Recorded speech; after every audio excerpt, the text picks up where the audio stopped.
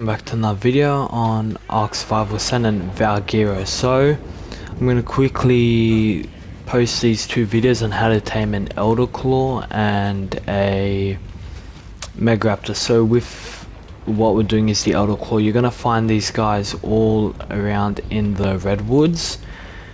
Yeah, at least that's where I've found them spawning. Maybe they can spawn all around the map, I don't know. But essentially what you want to do, once you found the one you want to tame, you want to kill it. Okay, so this is 150. We're gonna just start to attack it. I have a really good shotgun right now, so yeah, it shouldn't take too long. Done. So once you've now killed your Elderclaw, you should be able to open up its inventory and there'll be an egg or a seed, I guess. If you kill it on a mountain, your mount should automatically pick it up. So obviously you find one, kill it, make sure to collect the seed, and that's it. Okay, so now what I'm gonna do is bring you guys back when I get to my greenhouse now, because that's the next step. So yeah. Okay guys, so I'm at my greenhouse now, just up here on this huge ass rock. Now what you're gonna do is to tame these Elderclaws. Once you obviously kill one, you want to grab the seed. Now once you've collected your seed, you want to put it in a crop plot. Now I've tested small, won't fit in a small, won't fit in a medium. It has to be a large. Now once you've obviously got one, simply you want to place it in. Now once it's placed in, make sure that it has water, otherwise obviously it won't grow, plus fertilizer and greenhouse if you want the taming process to go a bit faster. Let me just grab this and move it. So obviously give it fertilizer or feces, whatever you want. And also, yeah, so see the tendering. Now if I shovel the crop plot, the tendering will lower down. So pretty much what it's gonna do is in 54 seconds it will want to be tendered, and what that means is I need to feed it one of these requirements. So not kibble, the requirements are, let me just throw everything out. Okay, so the requirements are what I've found: black pearl sap, biotoxin, animite bile, leech blood, and giant bee honey. Those are the things I've had to ask for, nothing else. Also, by the way, if you look above you, it will obviously hover, show you stats, all that kind of stuff. Now if you tender it in the time required, I just need to wait for it to pop up. Just give it a couple more seconds. Did it pop up? No. Okay, there. So see, tendering required, efficiency loss in 5 minutes. See, so it's asking for animite bile. Okay, so pretty much if I don't give this in the next 5 minutes, it won't get bonus levels. If I make sure to feed it every single time before the 5-minute time ends, it will get an additional 50 levels if I've read everything correct. So obviously now once I'll feed it to it, done. Now wait for the next tender. And then yeah, I'll pretty much keep feeding it. So I'll bring you guys back for the next one. Now going to be the second feed, again honey, and I've third feed now, so obviously I feed it. Now as it continues to grow, the tendering, what I've noticed is the timer gets smaller and smaller, so it should get faster over time. Yeah, so I'll just keep bringing you guys back for every feed. And fourth feed, so black pearls, at some point soon it should enter its next phase, maybe after one more feed.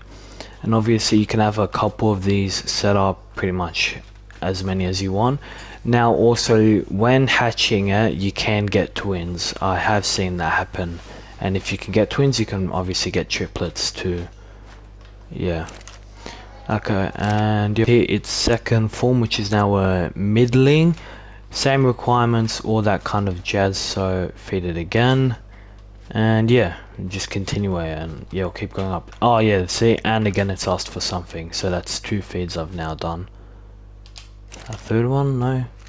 Yeah, but yeah, as you just saw, it got faster, because it's usually 1 feed, I just got 2 feeds then. Now I think this is the 7th feed. Now obviously for my ratings are different, they're not official. So this is, yeah, the 7th feed. I don't know if taming speed and stuff changes how many times you need to feed this. It will change how fast it grows and all that, but whilst it's in this stage, I have no clue how it's gonna work. We have yet another feed. It's third form. After this, it's the final one where I can actually hatch it, so it shouldn't take too many feeds. I did just feed it, so yeah, see, next tender's already there.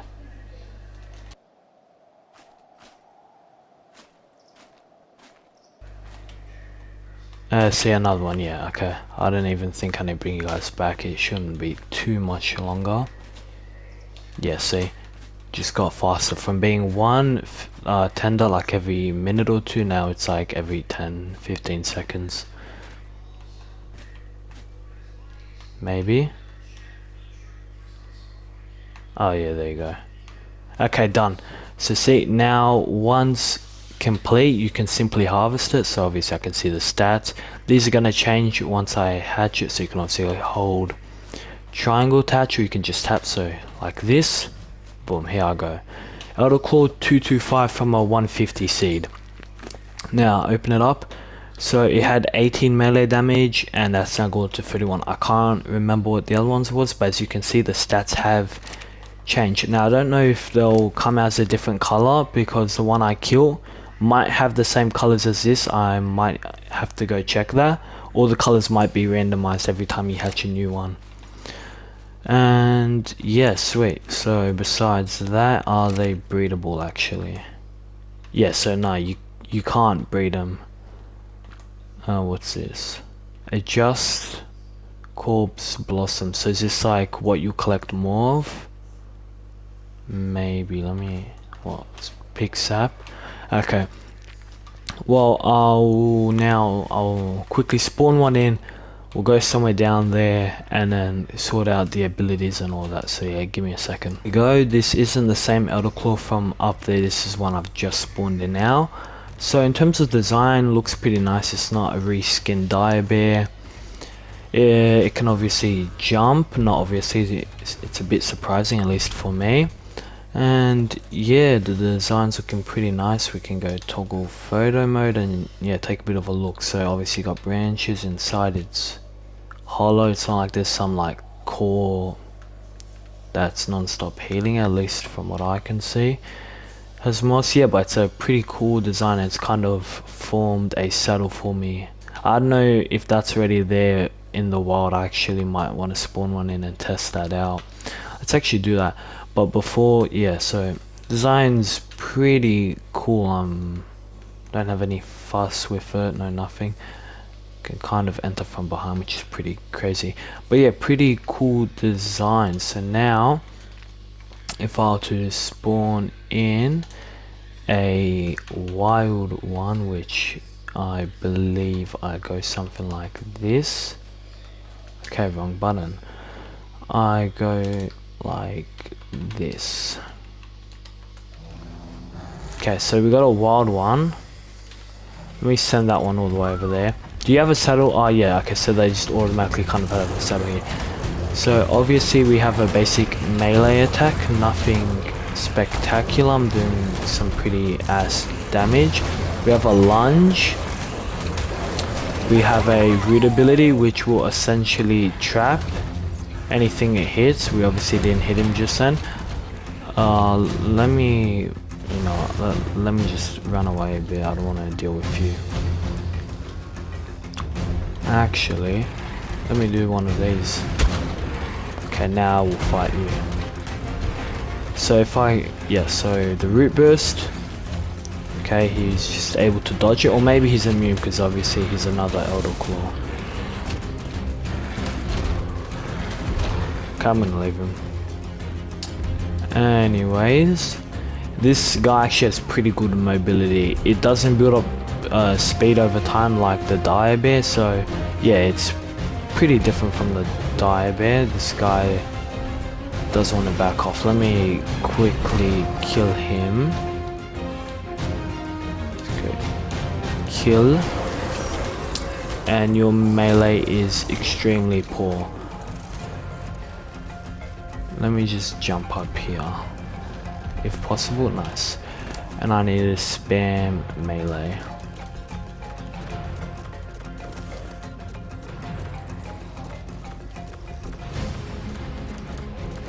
Yeah, okay, that's enough. Now, so obviously lunge, basic melee attack, as you can see, got a couple swings here and there. Now, what I want to do is now show you the root burst ability properly. So obviously, you need to be in front of a target, click it, and see how it's trapped by the roots. Obviously, it's only temporary, or however you pronounce it. Yeah, but it'll be trapped for like a second or two before it escapes. And I think there's no size limit. There probably might be, like as you can see, I've trapped a whole mammoth. Maybe like Rexes and Spinos might be the max. I doubt Gigas and Karchers, or maybe you could.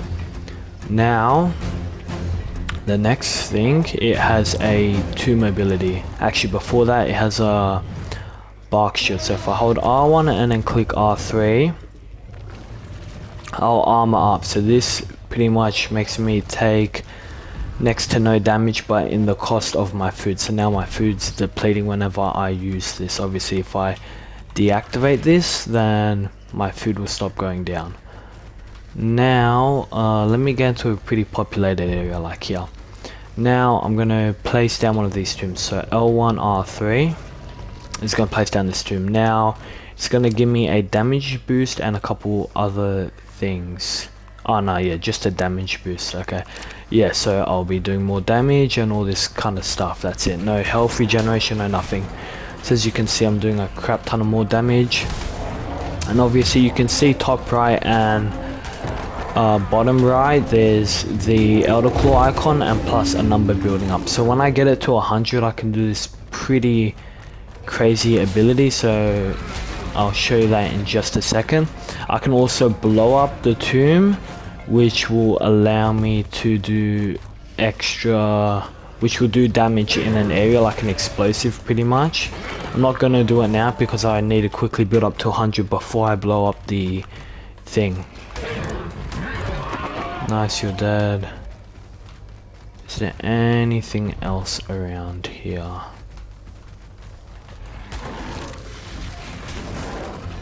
Okay, and I'm back in. Okay, yeah. Stuff needs to kind of just enter here, I guess.